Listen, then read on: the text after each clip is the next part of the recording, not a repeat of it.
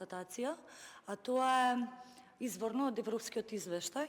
Имено треба да се подсетиме дека впрочем владата на СДСМ и ДУИ ја доби најлошата оценка од Европската комисија во делот на судството и доброто владење.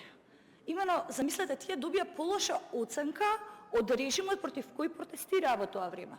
Ќе се сетиме на шарената револуција, нема правда, нема мир. Па токму истите кои што беа носители во владата на СДСМ и ДУИ, впрочем, тие донесоа најлошата оценка во делот на правосудството и јавното обвинителство.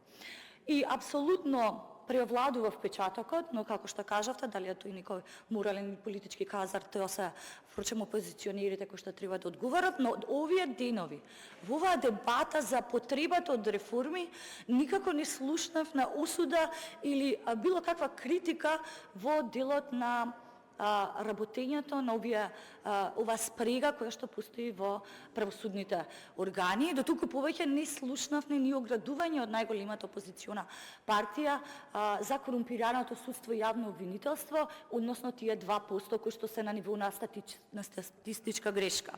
Па во таа насока, чинам дека е особено важно да одговориме на граѓаните, на бизнес секторот, на ините инвеститори, дали може во наредниот период навистина да се надеваме дека институциите и прединституциите конечно сите ќе бидат еднакви и ќе има право и правда. Ви благодарам. Благодарам. Пратеничката постави дополнително прашање до председател